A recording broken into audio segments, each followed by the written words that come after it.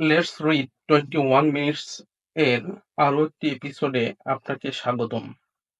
আমরা পড়ছিলাম মাওলানা আসিম উমরের লেখা বই তৃতীয় বিশ্বযুদ্ধ এবং দাজ্জাল,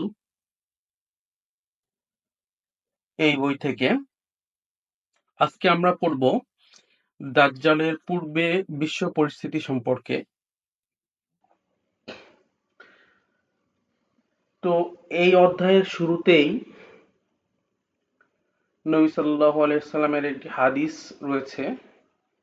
হাদিসের অনুবাদ আনাস বিন মালিক রাদিয়াল্লাহু তাআলা আনহু হতে বর্ণিত, নবী করিম সাল্লাল্লাহু আলাইহি ওয়াসাল্লাম বলেন, নিশ্চয় দাজ্জাল প্রকাশের পূর্বে কয়েকটি ধোঁকার বৎসর হবে। সত্যকে মিথ্যা আর মিথ্যাকে সত্য বানানো হবে। বিশ্বাসঘাতককে বিশ্বাসঘাতককে বিশ্বস্ত আর বিশ্বস্তকে বিশ্বাসঘাতক মনে করা হবে। তখন দাউইয়া বিদাহ মানুষের মধ্যে কথা বলবে। সাহাবায়ে কেরাম জিজ্ঞাসা করলেন, দাউইয়া বিদাহ কে? উত্তরে বললেন, পাপিষ্ঠরা জনগণের ব্যাপারে কথা বলবে। আমি আবার পড়ছি। আনাস বিন মালিক রাদিয়াল্লাহু তাআলা আনহু হতে বর্ণিত, নবী করিম সাল্লাল্লাহু আলাইহি ওয়াসাল্লাম বলেন, নিশ্চয় দাজ্জাল প্রকাশের পূর্বে কয়েকটি ধোঁকার বৎসর হবে। সত্যকে মিথ্যা আর মিথ্যাকে সত্য বানানো হবে। বিশ্বাসঘাতককে বিশ্বস্ত আর বিশ্বস্তকে বিশ্বাসঘাতক মনে করা হবে। তখন দাউইয়া বিদাহ মানুষের মধ্যে কথা বলবে। সাহাবায়ে কেরাম জিজ্ঞাসা করলেন, দাউইয়া বিদাহ কে? উত্তরে বললেন, পাপিষ্ঠরা জনগণের কল্যাণের ব্যাপারে কথা বলবে। ফায়দা: হাদিসটি বর্তমান যুগের দিকে কতই না পরিষ্কারভাবে ইঙ্গিত করে চলেছে, যেখানে সুপ্রসিদ্ধ সুশীল সমাজ থেকে আসা একটি মিথ্যা বিবৃতিকে আজকের শিক্ষিত ব্যক্তিবর্গ বিনা দ্বিধায় সত্য বলে মেনে নিচ্ছে।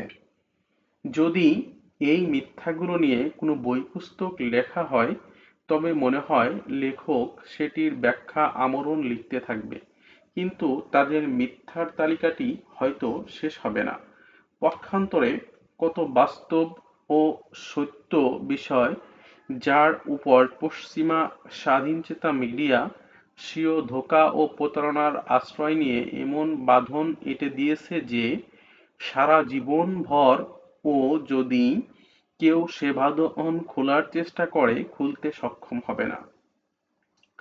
আজকাল তো টেলিভিশনের সামনে বসলে কত হাজারো চ্যানেলের দেখা পাওয়া যায় যে প্রত্যেক ধনাঢ্য ব্যক্তি নিজের নামে চ্যানেল খুলে বসে আছে।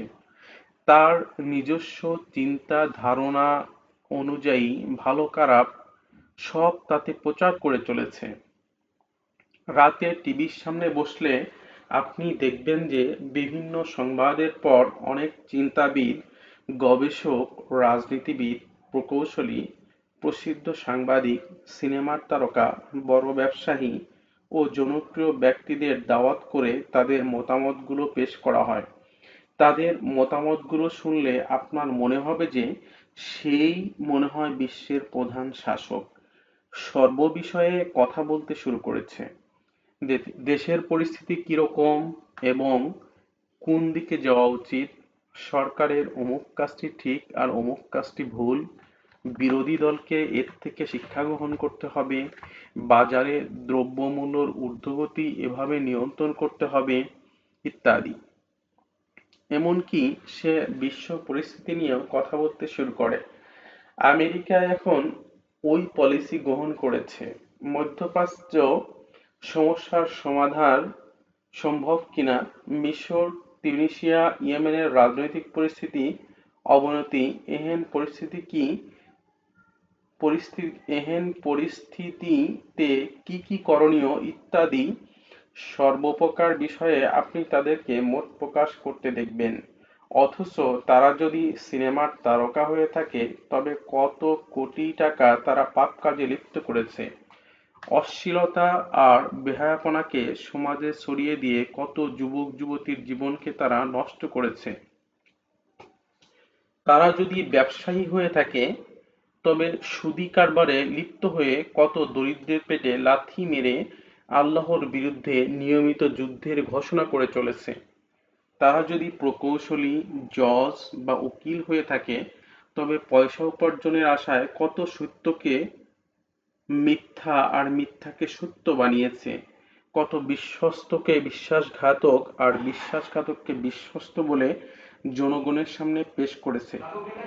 এভাবে বলতে থাকে। সুতরাং এখন থেকেই সতর্ক হয়ে যান, এগুলো কিসের নিদর্শন? এ সকল বিষয় কার আগমনকে ঘনিয়ে তুলছে? এখনই চিন্তা করুন, না হয় পরবর্তীতে আর চিন্তা করার সময়ও পাবেন না। আল্লাহ আমাদের সঠিক বুঝ দান করুন। মুতারজিম।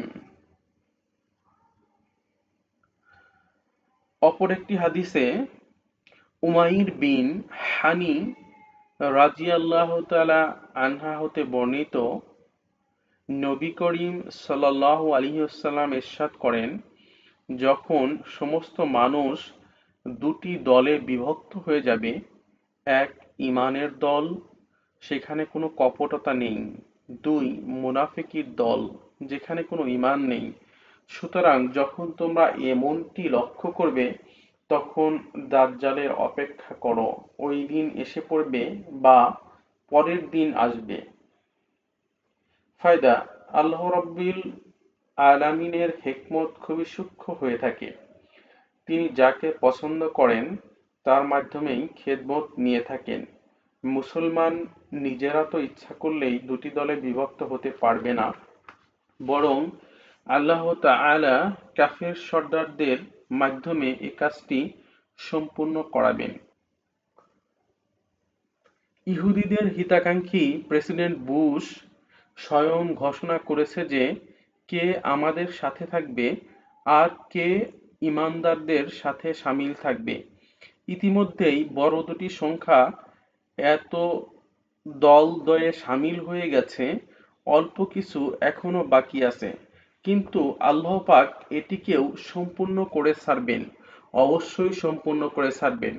এখন সম্পূর্ণ স্পষ্ট হয়ে উঠবে যে কে ঈমানদার আর কার অন্তরে ঈমানদারদের চেয়ে আল্লাহর শত্রুদের প্রতি বেশি ভালোবাসা লুকায়িত। সুতরাং প্রতিটি মুসলমানের এখনই চিন্তা করা উচিত সে কোন দলে অবস্থান করছে, কোন দলের দিকে তার ভ্রমণ জারি রয়েছে, স্বীয় কথাবার্তা আর কার্যকলাপের মাধ্যমে কোন দল শক্তি যোগাচ্ছে।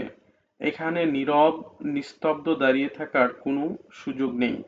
নিশ্চুপ ব্যক্তিদের দিয়ে না ইবলিস ও তার জোটবদ্ধ সেনাদের কোনো কাজ রয়েছে, আর না আল্লাহ তাআলা তাদের সমর্থনের প্রতি কোনরূপ মুখাপেক্ষী রয়েছেন। এটি হচ্ছে কুফর ইসলামের মধ্যকার সর্বশেষ যুদ্ধ। সুতরাং কোনো একটি সাইড আপনাকে বেছে নিতেই হবে। ঈমানের দল, যেখানে কোনো কুফরি নেই, কুফরির দল, যেখানে কোনো ঈমান নেই। হয়তো সম্পূর্ণ আল্লাহকে সন্তুষ্ট করতে হবে, অন্যথায় কুফরি শক্তির পা চেটে দিনাতিপাত করতে হবে। এটা হচ্ছে ওই মুহূর্ত যেখানে প্রতিটি সদস্য, প্রতিটি সংগঠন, প্রতিটি দল ঠিক সেদিকেই ঝুলে থাকে।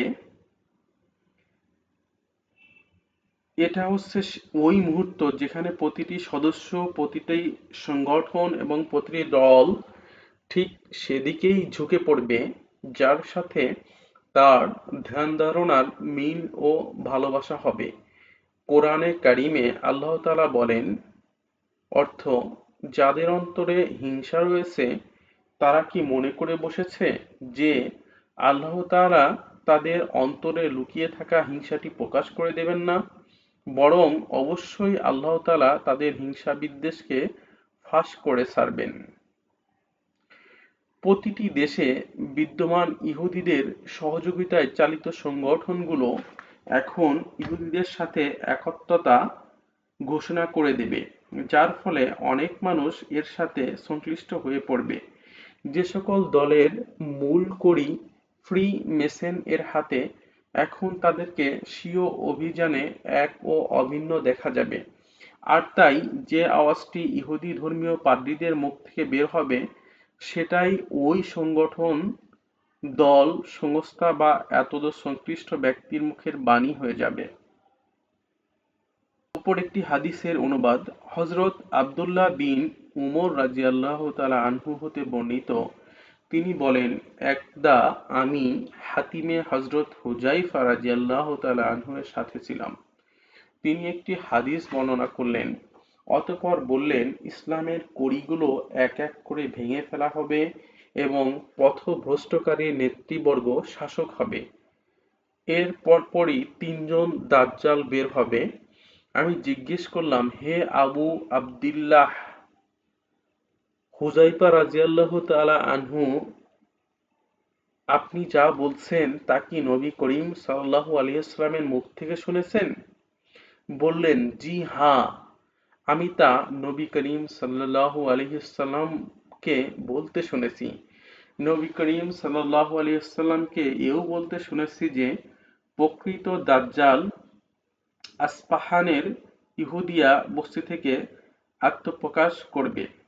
হাদিসটি অনেক লম্বা, যার কিছু অংশ এরকম: তিনটি চিৎকারের আওয়াজ ভেসে আসবে, প্রাচ্য ও পাশ্চাত্যের লোকজন তা শুনতে পাবে। হে আব্দুল্লাহ, যখন তুমি দাজ্জালের খবর শুনতে পাবে তখন ভেগে যেও। আব্দুল্লাহ বিন উমর রাদিয়াল্লাহু তাআলা আনহু বলেন, আমি হুযায়ফা রাদিয়াল্লাহু তাআলা আনহুকে জিজ্ঞাসা করলাম, তাহলে পেছনে থাকা পরিবার পরিজনের দেখাশোনা কিভাবে করব? বললেন, তাদেরকে আদেশ করবে যে তারা যেন দূরের কোনো পাহাড়ের চূড়ায় গিয়ে আশ্রয় নেয়। হযরত আব্দুল্লাহ রাদিয়াল্লাহু তাআলা আনহু বলেন, আমি জিজ্ঞাসা করলাম, যদি পরিবার পরিজন বাড়িঘর ছেড়ে যেতে না চায়? বললেন, তাহলে তাদেরকে আদেশ করবে তারা যেন ঘরের বাইরে বের না হয়, সর্বদা ঘরে অবস্থান করে।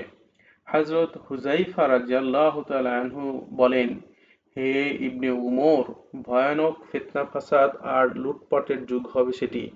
ইবনে উমর রাদিয়াল্লাহু তাআলা আনহু বলেন, আমি জিজ্ঞাসা করলাম, তাহলে এ ভয়ানক ফিতনা থেকে কি কেউ বাঁচতে সক্ষম হবে? বললেন, কেন নয়, এমন কোনো ফিতনা নেই যার থেকে বাঁচার কোনো উপায় না থাকে। ফায়দা: উপরোক্ত হাদিসে দাজ্জাল প্রকাশকালে তিনটি চিৎকারের কথা বলা হয়েছে, যা পূর্ব পশ্চিমের সকল মানুষ শুনতে পাবে। আপনি পূর্বে পড়ে এসেছেন যে দাজ্জালের খোদাই ঘোষণাটি আন্তর্জাতিক কনফারেন্সের মাধ্যমে করা হবে। এভাবে মিডিয়াকে ব্যবহার করে দাজ্জাল তিনটি ঘোষণা দেবে, যা পূর্ব পশ্চিমের সকল মানুষ স্যাটেলাইট টেলিভিশনের মাধ্যমে সরাসরি দেখতে পাবে।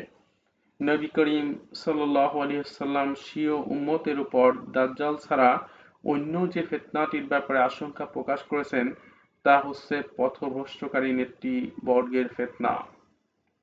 হযরত আবু দারদা রাদিয়াল্লাহু তাআলা আনহু থেকে বর্ণিত, নবী করিম সাল্লাল্লাহু আলাইহি ওয়াসাল্লাম বলেন, আমার উম্মতের উপর সবচেয়ে বেশি যে বিষয়টি নিয়ে আমি শঙ্কিত তা হচ্ছে পথভ্রষ্টকারী নেতৃবর্গের ফিতনা। দাজ্জাল আগমনের মুহূর্তে বিশ্বজুড়ে এ সকল পথভ্রষ্টকারী শাসকের আধিক্য হবে। দাজ্জালি শক্তিসমূহের লোভ লালসায় পড়ে তারা নিজেকে তো পথভ্রষ্ট করবেই, উপরন্তু জনসাধারণ বা অনুসারীদেরকেও সত্য থেকে অনেক দূরে সরিয়ে দেবে। হযরত আসমা বিনতে ইয়াজিদ আনসারিয়া রাদিয়াল্লাহু তাআলা আনহু থেকে বর্ণিত, তিনি বলেন যে নবী করিম সাল্লাল্লাহু আলাইহি ওয়াসাল্লাম প্রায়ই আমার ঘরে তাশরিফ আনতেন। একদা দাজ্জালের আলোচনা করতে গিয়ে তিনি বলেন, তার অর্থাৎ দাজ্জালের পূর্বে ৩টি বৎসর এমন হবে যে প্রথম বৎসর আসমান তার ১/৩ বৃষ্টি উঠিয়ে নেবে, অর্থাৎ বর্ষণ করবে না, এবং জমিনও তার ১/৩ ফসল বন্ধ করে দেবে। দ্বিতীয় বৎসর আসমান ২/৩ বৃষ্টি উঠিয়ে নেবে এবং জমিনও ২/৩ ফসল বন্ধ করে দেবে, এবং তৃতীয় বৎসরে আসমান পরিপূর্ণ বৃষ্টি বন্ধ করে দেবে, পাশাপাশি জমিনও পরিপূর্ণ ফসল বন্ধ করে দেবে। ফলে ওই বছর সুস্থ অসুস্থ সকল গরু ছাগল ও প্রাণী মরে যাবে, অর্থাৎ দুর্ভিক্ষের কবলে পড়ে সকল প্রকার প্রাণী ধ্বংসের সম্মুখীন হবে। ফায়দা: উপরোক্ত হাদিসে বলা হয়েছে যে আসমান বৃষ্টি উঠিয়ে নেবে আর জমিন তার ফসলকে বন্ধ করে দেবে। এর বর্ণনা এসেছে, অর্থাৎ আকাশকে দেখতে পাবে যে বৃষ্টি বর্ষণ করছে অথচ তা বৃষ্টি বর্ষণ করছে না। জমিনকে দেখতে পাবে যে ফসল ফলাচ্ছে কিন্তু আসলে ফসল ফলাচ্ছে না। এর মাধ্যমে এটাও উদ্দেশ্য হতে পারে বৃষ্টিও পরিপূর্ণ হবে এবং জমিনও পূর্ণ ফসল ফলাবে, কিন্তু তা লোকদের কোনো উপকারে আসবে না, যার ফলে লোকেরা দুর্ভিক্ষের কবলে পড়ে যাবে। সাম্প্রতিক সময়ে এর অসংখ্য রূপ হতে পারে। বিশ্ব ফসলি বিষয়গুলোকে আয়ত্তে আনার জন্য যে সকল পলিসি ইহুদিরা তৈরি করেছে, এর নিদর্শনসমূহ এখন থেকে আমাদের দেশে প্রকাশ হতে শুরু করেছে। এ নিয়ে আমরা সামনে আলোচনা করব ইনশাআল্লাহ। এর পরের অধ্যায়ে চলে যাচ্ছি। অধ্যায়ের নাম দাজ্জালের আকৃতি। এ পর্যায়ে নবী সাল্লাল্লাহু আলাইহি ওয়াসাল্লামের একটি হাদিসের অনুবাদ। হযরত আনাস বিন মালিক রাদিয়াল্লাহু তাআলা আনহু হতে বর্ণিত, নবী করিম সাল্লাল্লাহু আলাইহি ওয়াসাল্লাম বলেন, পৃথিবীতে এমন কোনো নবী অতিবাহিত হননি যিনি স্বীয় উম্মতকে দাজ্জালের ব্যাপারে সতর্ক করে যাননি। মনে রেখো, নিশ্চয়ই সে কানা হবে। পক্ষান্তরে নিশ্চয়ই তোমাদের প্রভু কানা নন, তার দুই চোখের মাঝখানে কাফের লেখা থাকবে। অনুবাদ: হযরত আব্দুল্লাহ বিন উমর রাদিয়াল্লাহু তাআলা আনহু হতে বর্ণিত, নবী করিম সাল্লাল্লাহু আলাইহি ওয়াসাল্লাম বলেন, সে অর্থাৎ দাজ্জাল ডান চোখে কানা হবে, তার চোখটি ফুলে যাওয়া আঙ্গুরের মতো দেখাবে। অপর একটি হাদিসের অনুবাদ।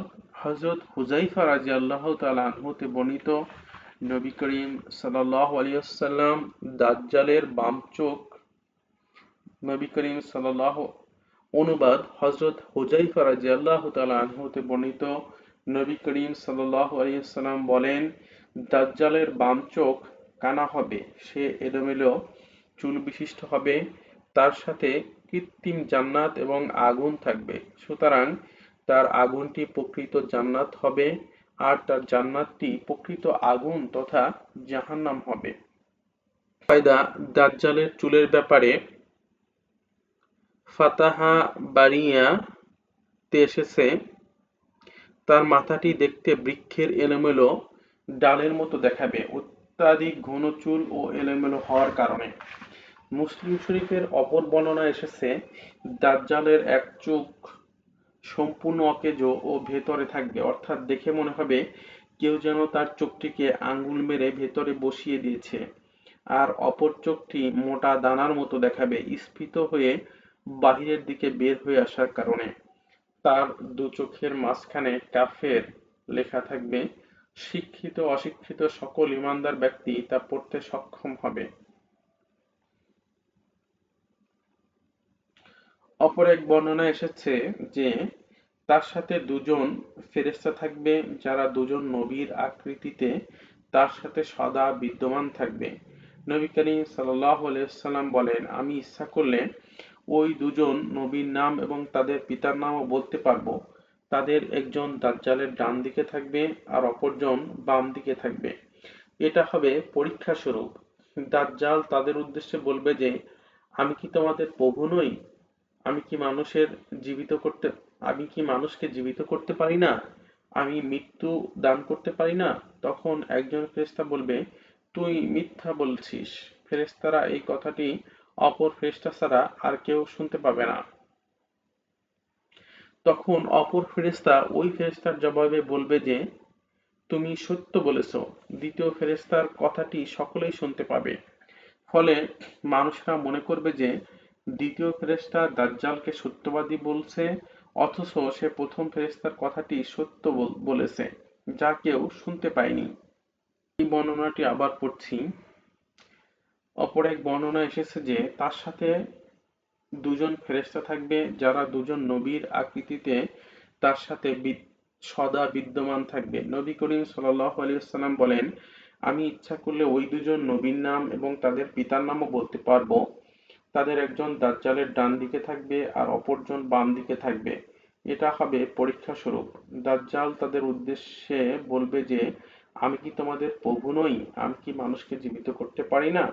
আমি মৃত্যুদান করতে পারি না? তখন একজন ফেরেশতা বলবে, তুই মিথ্যা বলছিস।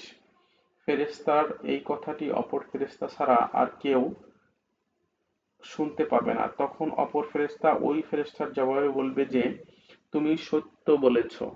দ্বিতীয় ফেরেশতার কথাটি সকলেই শুনতে পাবে।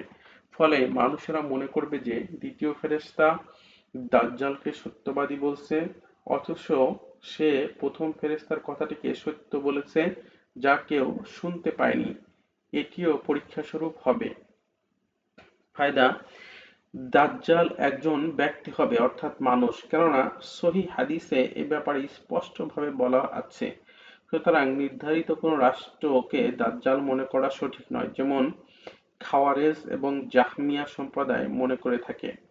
কাজী ইয়াজ রহমতুল্লাহ আলাইহি বলেন, অর্থাৎ দাজ্জালের ব্যাপারে ইমাম মুসলিম রহমতুল্লাহ আলাইহি যে সকল হাদিস উল্লেখ করেছেন তা দাজ্জালের বিদ্যমানের ব্যাপারে অকাট্য দলিল। আর এ কথারও দলিল যে দাজ্জাল হচ্ছে একজন নির্দিষ্ট ব্যক্তি, তার উভয় চক্ষুই ত্রুটিযুক্ত হবে। দাজ্জালের চোখের ব্যাপারে কয়েক ধরনের হাদিস বর্ণিত হয়েছে। কোনো হাদিসে তার ডান চোখ কানা বলা হয়েছে, আবার কোনো হাদিসে তার বাম চোখটি কানা বলা হয়েছে। এ ব্যাপারে মুফতি রফি উসমানী দাওয়াত বারকাতুম গ্রন্থে বলেন, মোট কথা তার দুটি চক্ষুই ত্রুটিযুক্ত হবে। বাম চোখটি সম্পূর্ণ অকেজো হয়ে ভেতরে থাকবে, আলোহীন থাকবে, আর তার ডান চোখ আঙ্গুরের দানার মতো বাহিরের দিকে বের হয়ে থাকবে।